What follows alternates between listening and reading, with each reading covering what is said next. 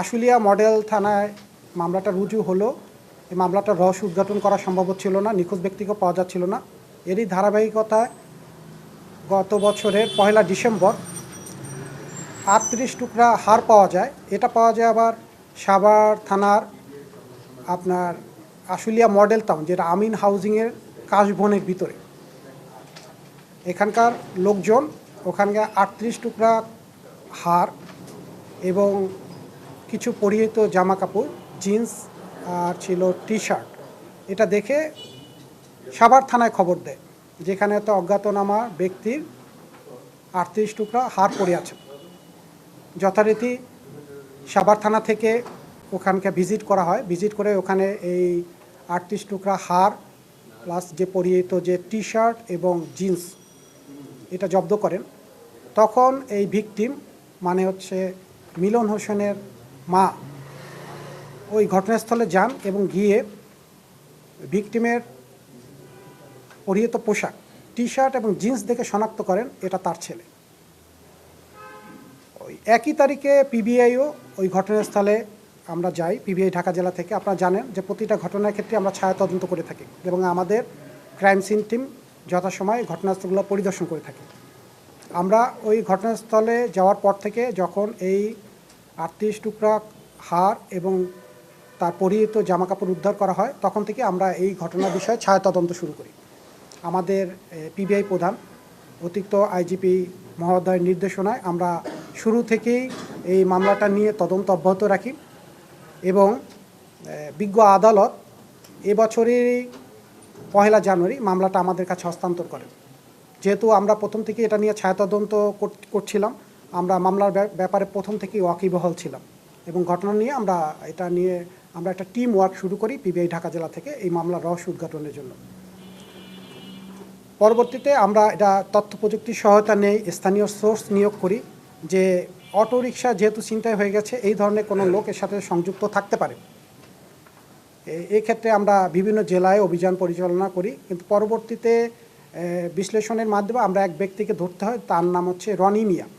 এই রনি মিয়াকে আমরা গ্রেপ্তার করি গত 16 জানুয়ারি রাতে আমরা গ্রেপ্তার করি। সাভার থেকে আমরা এই রনিয়াকে গ্রেপ্তার করতে সক্ষম হই।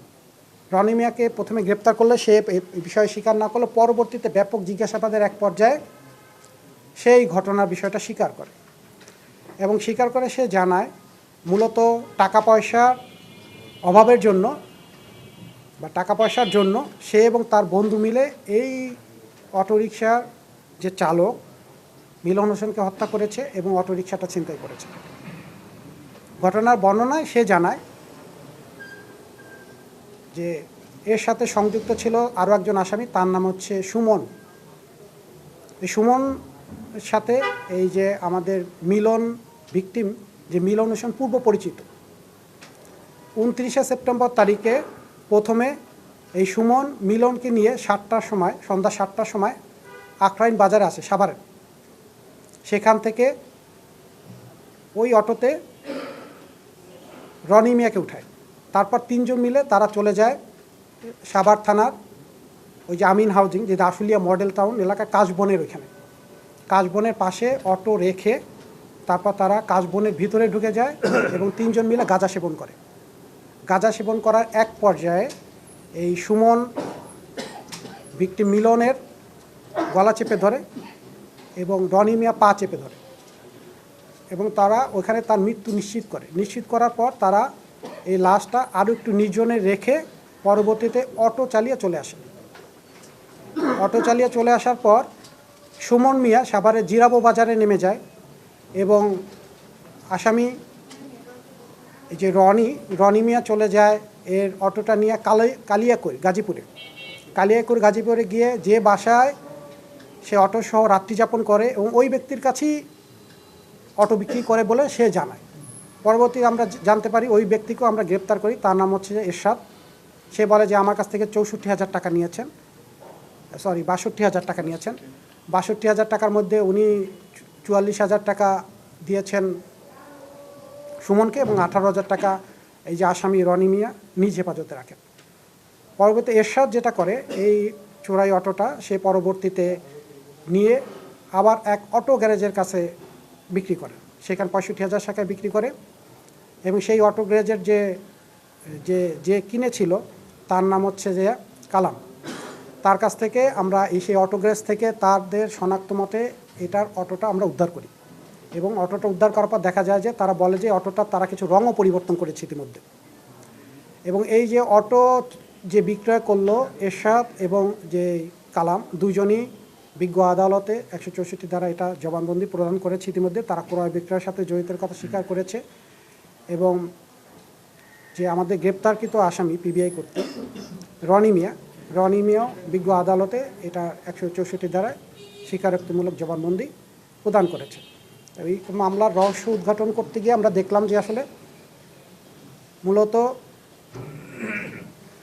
সুমন এবং ভিকটিম, যে 15 বছরের যে ভিকটিম, নাম কি, মিলন হোসেন, এরা পূর্ব পরিচিত এবং এদের বাসায় যাতায়াত ছিল। পূর্ব থেকেই তারা পরিকল্পনা করে, সুমন পরিকল্পনা করে এই ভিকটিমকে হত্যা করে তারা এই অটোটা ছিনতাই করে টাকাটা শেয়ার করবে। এবং এবার এরকম একটা অটো সে বিক্রি করবে, এটা পূর্বেই রনি মিয়া, ওই যে যার কাছে অটো বিক্রি চালক এরশাদ, তাকে পূর্বেই জানিয়েছে আমি একটা অটো তার কাছে নিয়ে তাকে বিক্রি করবে। তো প্রি প্ল্যান্ড আকারেই তারা এই কাজটা করেছে। এবং যেহেতু নিখোঁজ ছিল, উদ্ধার হয় নাই এবং কাশবনের মধ্যে ছিল দীর্ঘদিন, যেহেতু 29শে সেপ্টেম্বরের ঘটনা, আর হার পাওয়া গেছে 38 টুকরা হার পাওয়া গেছে, সেটা 1 ডিসেম্বর 2025, প্রায় 2 মাসেরও বেশি সময়।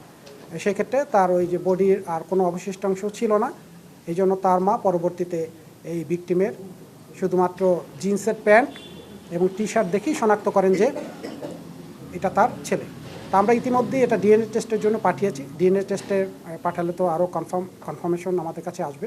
ইতিমধ্যেই আমরা মামলার রহস্যটা এভাবে উন্মোচন করতে সক্ষম হয়েছি।